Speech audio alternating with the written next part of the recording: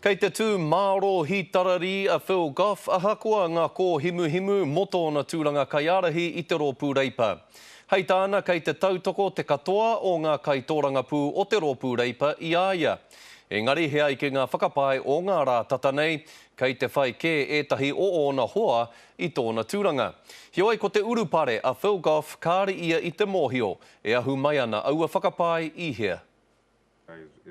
Ko Phil Goff tonu, te rangatira o te rōpū reipa. Ahakoa ngā whakapai e rere ana i te takiwā. I'm confident in the integrity of my members, both in the front bench and in the Labour Party caucus. Engari me whakaaro pēhea tātou ki ngā whakapai e mea ana, kei te whai ētahi o ona hoa i tōna tūranga. I'm the leader of the Labour Party. I'll be taking the Labour Party into the next election. You all know that. It's about time people stop flogging that dead horse and just accepted the fact. Heoi puta Shane Jones i runga i te pauka whakaata i ngā rā tata nei. Hei tāna, kei te kōrero tia a Phil Goff. I was aware that he was going on, as three other of my colleagues. I thought they did pretty well, actually. Nō reira, he kiko kei roto i e nei whakapai? To a certain extent, he's the leader and he needs to kind of deny them. Otherwise, there's no point him remaining as leader.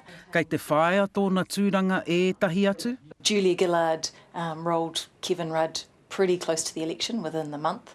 But now, of course, she has issues with her brand essentially being tainted. People don't trust her. Nō reira ko wai te ngutu kuia me te kaihari kōrero. Anei te whakautu a Trevor Mallard ki te rā pātai.